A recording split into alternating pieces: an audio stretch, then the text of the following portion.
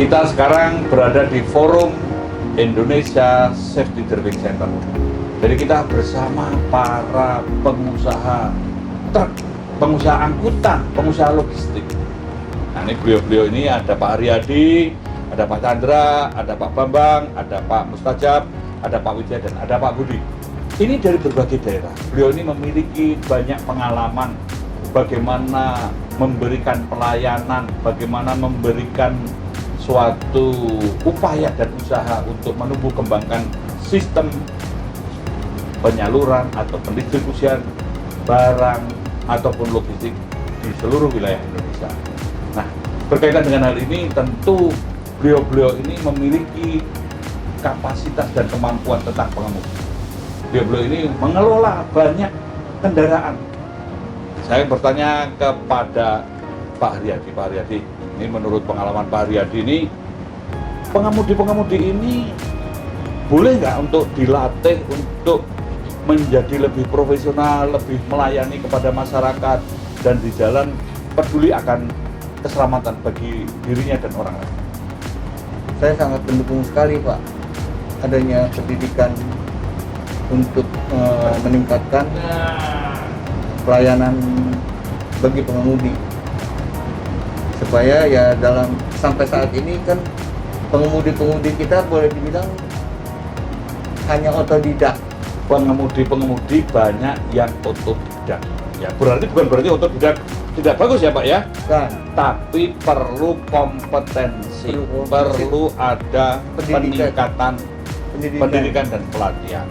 Nah, apa yang menjadi kendala Pak Haryadi yang rasakan sekarang ini dengan pengemudi yang otodidak itu?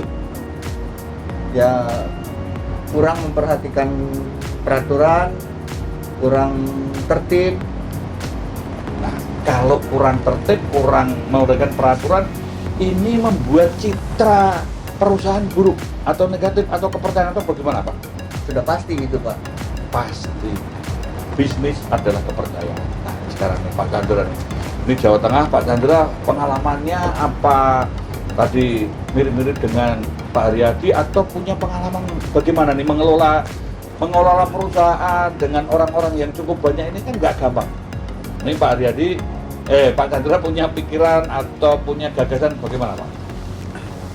Mungkin pada prinsipnya samalah dengan Pak Haryadi punya, di mana memang dalam pendidikan safety driving gitu kan, yang dimiliki oleh para driver sekarang ini, yaitu otodidak dari kernet naik ke supir gitu kan, atau lagi kalau kita misalkan mencari supir gitu kan, ada yang mau masuk gitu kan, kita kan mesti melihat dia bagaimana nih supir ini gitu kan, pengalamannya bagaimana gitu kan, juga tentu dia sudah bekerja beberapa tahun gitu kan. Nah, Mencari pengemudi bagi pengusaha itu tidak mudah karena mencari orang kepercayaan, betul Pak? ya, Dan ini yang dialami, maka pendidikan pelatihan menjadi hal yang mendasar dan penting. Nah ini Pak Bambang nih penuh semangat, ini termasuk juara Darwis nih kalau nggak salah. Masyarakat sadar wisata ini selalu menyemangati, memotivasi. Pak Bambang, ya. kita punya gagasan, punya pemikiran membangun masyarakat sadar wisata agar negara Indonesia ini tetap hidup, tumbuh dan berkembang, berdaya tahan, bahkan berdaya saing. Nah, Pak Bambang, ini dengan sistem logistik yang seperti ini menurut Pak Bambang bagaimana? Sistem transportasi yang sekarang ini, road safety di Indonesia bagaimana? Menurut saya sih road safety di Indonesia belum berjalan dengan semestinya. Belum berjalan dengan semestinya. Nah, semestinya bagaimana? Artinya Pak? masih tertinggal dari negara-negara tetangga saja di ASEAN, mungkin masih termasuk yang tertinggal, apalagi jika dibandingkan dengan Eropa atau Amerika. Kita harus meningkatkan karena kita dianggap masih belum semestinya dan tertinggal. Nah, Pak Bambang, supaya ini kita bisa mendukung, setidaknya mempercepat bagaimana? Menurut saya pengemudi itu perlu ada pembekalan ya Pak. mungkin nomor satu yang dibutuhkan oleh pengemudi adalah skillnya. Terus skill itu sih sudah didapat dari getok tular ya Pak. Ya, Bermula dari getok tular itulah bahasa yang tidak bisa diterjemahkan dalam bahasa Indonesia, yaitu dari mulut ke mulut. Tadi dikatakan otodidak, ini peningkatan dari kernet menjadi supir. Nah ini pengajarannya getok tular. Ini yang menurut saya harus juga digarisbawahi untuk membangun suatu sistem edukasi bagi pengemudi profesi. Begitu Pak ya? Betul. Jadi dari otodidak getok tular antara supir dengan kernetnya, nanti kernet jadi supir lagi, terus getok tular terus. Nah itu perlu ditambah dengan attitude dan knowledge. Perlu ada perilaku dan pengetahuan, karena tidak hanya sekedar keterampilan, Ya. karena membawa aset miliaran, Betul. punya perusahaan atau punya klien atau punya siapa saja.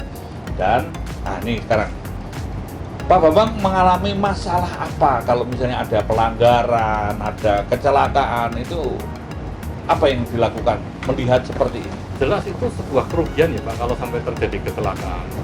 Dan kami sebagai pengusaha truk ya inginnya tidak ada kecelakaan terjadi di jalan. Kecelakaan itu kontraproduktif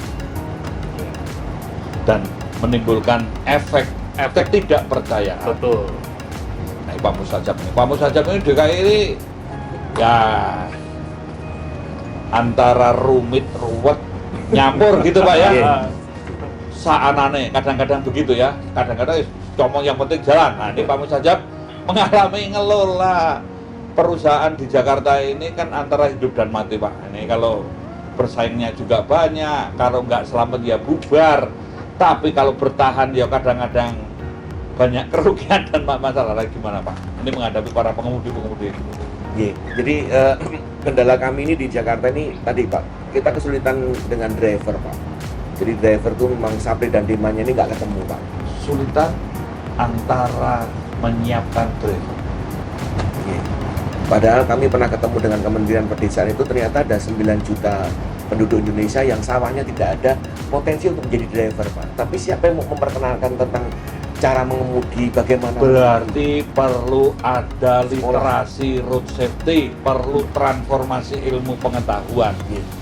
Karena tadi dibilang, ini dari berempat, ini para pengusaha sudah menceritakan bahwa pendidikan ini penting, pelatihan penting, tidak hanya skill, tidak hanya cara otodidak, tapi perlu berlatih.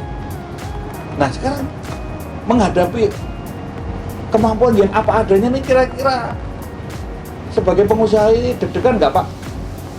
Kita ini sangat deg-degan dan sepertinya kok tidak ada pihak-pihak yang mau peduli dan mengambil tanggung jawab ini. Ya, perlu kepedulian, perlu soft power, perlu bantuan menyiapkan pengemudi dan calon pengemudi, bahkan pengemudi profesinya berkualitas. Ini Pak Hadiadi dari Jawa Barat. Beliau ini Widya, Jawa Pak Barat. Widya, Pak Widya. Pak Widya, oh ini kemarin, mohon maaf nih, salah terus namanya nih. Seringnya Bu Widya Pak. Oh, iya. Ini Pak Widya ini dari Jawa Barat, pengalaman Pak Widya mengelola perusahaan ini bagaimana menghadapi ini masalah pengemudi ini. Tadi kan di sini sudah diceritakan otodidak, getok tular, ini hanya dari supir, ini susah menemukan orang. Ini menurut Pak Widya bagaimana? Betul Pak, jadi sama sebetulnya kita mau dari daerah mana kesulitannya juga sama. Supir itu carinya susah dan selama ini supir itu kan dianggap sebuah profesi yang terbelakang gitu lah, tidak dilihat orang. Padahal Pengemudi semestinya menjadi suatu profesi yang dituntut pengemudinya profesional. Begitu, betul, Pak? karena kita juga tahu pendapatan seorang pengemudi itu mungkin yang saya ini hitung itu bisa 2 kali dari UMR yang berlaku di tiap-tiap provinsi. Padahal bisa mendukung produktivitas. Pengemudi suatu profesi yang bisa mendukung produktivitas. Tetapi juga bisa kontraproduktif toh Pak kalau tidak profesional. Betul Pak. Selama ini seperti yang tadi teman-teman juga bicarakan, mereka itu belajar dari alam. Nggak ada yang Belajar dari mengelola. alam, dari pengalaman saja. Pengalaman saja. Yang tadinya cuma bisa ganjel ban, jadi Maju naik mundur, kiri ngawali, kanan, jadi ya. kernet, jadi ke supir. Jadi memang kita tidak ada sekolahnya Pak. Padahal yang tadi teman-teman juga sampaikan, aset yang dibawa itu miliaran Pak. Jadi mereka juga faktor safety-nya itu nggak ada. Jalan aja terus, kadang bongkar muat Mereka lama. kadang-kadang juga hanya berdasarkan pengalaman, tetapi perlu juga ditambah pengetahuan. Nah nih Pak Budi nih, Pak Budi gongnya nih. Pak Budi kalau menghadapi pengemudi-pengemudi yang bandel, yang nakal, yang banyak melanggar, ini kira-kira gimana Pak? Nah, begini Pak Kris.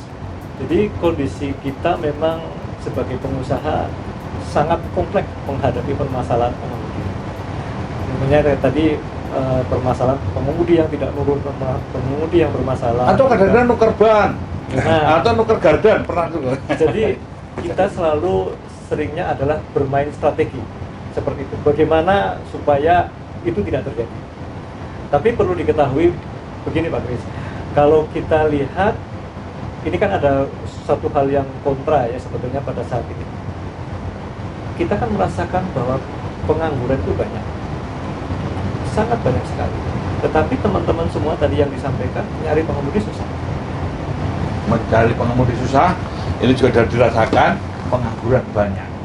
Berarti perlu apa Pak? Perlu sekolah, perlu penyiapan, perlu wadah. Perlu, itu sangat dibutuhkan. Karena gini, kalau kita contohnya kita mau berkembang, tapi pada saat kita mau mengembangkan atau membutuhkan suatu kendaraan, kita sudah mikir dulu siapa pengemudinya.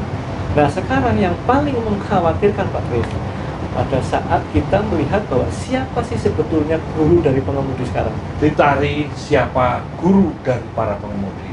Nah ini memang Forum Indonesia Safety Driving Center menyiapkan bagi para pengemudi profesi, dan kita menyiapkan master trainer dan trainer. Kalau saya simpulkan bahwa pengemudi bukan hanya mancar gas, ngerem gas, naikkan barang, turunkan barang, tapi juga perlu attitude, perlu perilaku, perlu juga etika, perlu juga moralitas, karena ini hidup, tumbuh, dan berkembangnya suatu perusahaan adalah bagian dari kehidupan. Maka profesional menurut profesi harus ditumbuh kembangkan dan disiapkan, baik gurunya, tempatnya, sistemnya, sertifikasinya, sehingga saling mendukung untuk produk. Setuju.